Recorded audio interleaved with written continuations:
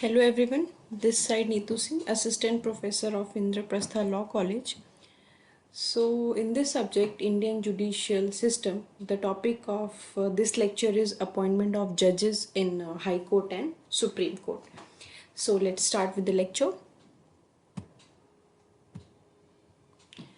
Appointment of judges, when we are talking about the appointment of judges, so उससे पहले अगर हम बात करें तो basically the three main pillars of democracy वो कौन से हैं? These are legislature, executive and judiciary. Judiciary is what? Judiciary is the guardian of law. So the relationship between judiciary and constitution is that the constitution empowers judiciary to act as the guardian of this of the law. Therefore, in common language, we can say that judiciary is itself a constitution, but this does not mean that the court have unlimited power, because in India, the doctrine of constitutionalism is also applied. And there are a number of provisions which especially deals with the Indian judiciary role, power and functions and appointment of officers under the Constitution of India.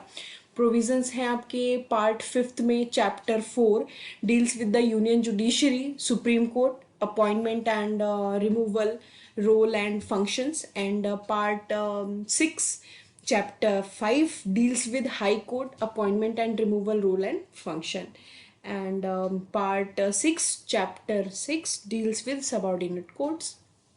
So, judiciary in our country is the main pillar of democracy, which helps in the smooth functioning of democracy. Judges are the main aspects of the judiciary. So, there are many famous judges in our country who have brought out a lot of changes through their judgments, which led to the overall development of this country. So basically, various provisions of our Indian Constitution deals with the appointment of judges, which has to be followed in every aspect of appointment. Exactly. So when we are talking about the appointment of judges in the high courts, then there are some qualifications, and these qualifications regarding the appointment are provided in Article 217. So according to this article, the person appointed must be a citizen of India, and the person appointed should have held a judicial office in the territory of India for at least 10 years. And the person appointed should have been an advocate in the high court for at least 10 years. So these are the basic qualifications for the appointment of any high court judge. Okay, so what is the procedure? So the procedure is given in the Article 217. So Article 217 of the Indian Constitution provides the procedure regarding the appointment of judges in the high courts.